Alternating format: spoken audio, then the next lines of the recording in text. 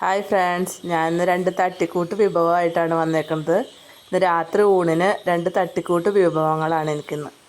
അതിൻ്റെ കാരണം ഞാൻ വീഡിയോയിൽ പറയാം. എല്ലാവരും വീഡിയോ കാണണേ, സപ്പോർട്ട് ചെയ്യണേ. കറി വയ്ക്കാൻ ഞാൻ ആദ്യം എടുത്തത് പരിപ്പാണ്. പരിപ്പ് കുക്കറിലേക്ക് ഇട്ട് ഞാൻ 2-3 പ്രാവശ്യം നല്ലോണം കഴുകി എടുത്തിട്ടുണ്ട്. എന്നിട്ട് അതിലേക്ക് കുറച്ച് മഞ്ഞൾപ്പൊടിയും വെളിച്ചെണ്ണ ഒഴിച്ച് വേവിക്കാൻ വച്ചു. ഒരു 4 വിസിൽ വരുത്തിയിട്ട് പരിപ്പിന്.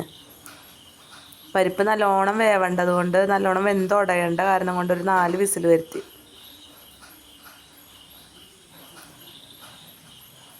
അപ്പോൾ വേറെ ഒന്നുമല്ല ഇന്നൊരു തട്ടിക്കൂട്ട് കറി ആയത്. 2 ദിവസം മുമ്പ് ഞങ്ങളുടെ മുത്തശ്ശൻ മരിച്ചുപോയി.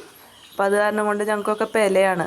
അപ്പോൾ അത് കാരണം ഞങ്ങൾക്ക് ഉള്ളി, ഉഴുന്ന്, കടുക് അങ്ങനെയുള്ളതൊന്നും കൂട്ടാൻ പാടില്ല. അതാണ് ഇന്നൊരു തട്ടിക്കൂട്ട് കറി ആയത്. ഞാനപ്പോൾ പരിപ്പ് വേവുമ്പോഴേക്കും ക്യാബേജ് അരിഞ്ഞെടുക്കുന്നുണ്ട്. ക്യാബേജ് ഇട്ടാണ് ഇന്ന് കറി ഉണ്ടാക്കണത്. അപ്പോൾ ക്യാബേജിൻ്റെ ഒരു ചെറിയ കഷ്ണം എടുത്ത് ഞാൻ അരിഞ്ഞെടുത്തിട്ടുണ്ട്. അതിനുശേഷം അതിലേക്ക് കുറച്ച് മുളക് പൊടി ഉപ്പും തിരുമ്മി വെച്ചിട്ടുണ്ട്. ഒരു പച്ചമുളകും കീറിയിട്ടിട്ടുണ്ട് കേട്ടോ അതിൽ.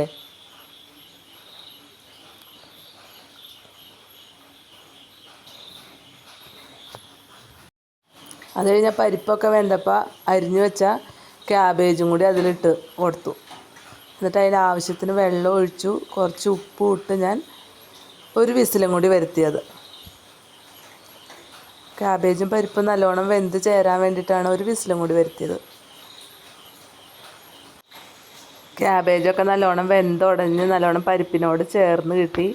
അപ്പോൾ ഞാൻ എന്ത് ചെയ്തു, കുറച്ച് കറിവേപ്പിലയും ഇത്തിരി പച്ച വെളിച്ചെണ്ണ ഒഴിച്ച് അത് വാങ്ങി.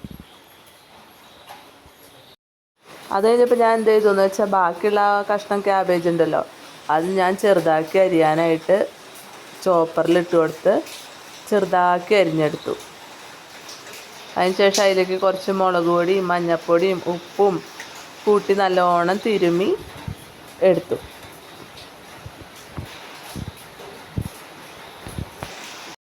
അതിനുശേഷം ചട്ടി അടുപ്പത്ത് വെച്ച് വെളിച്ചെണ്ണ ഒഴിച്ച് ആ പുരട്ടി വെച്ച ക്യാബേജും കൂടി അതിലിട്ട് നല്ലോണം ഇളക്കി യോജിപ്പിച്ച് വേവിച്ചെടുത്തു. അപ്പോൾ അത്രയൊക്കെ ഉള്ളൂ ഇന്നത്തെ വീഡിയോ. അപ്പോൾ വീഡിയോ ഇഷ്ടപ്പെട്ട എല്ലാവരും ലൈക്ക് ചെയ്യണം, ഷെയർ ചെയ്യണം, സബ്സ്ക്രൈബ് ചെയ്യണം. നിങ്ങളുടെ അഭിപ്രായങ്ങൾ കമൻറ്റിലൂടെ അറിയിക്കണേ.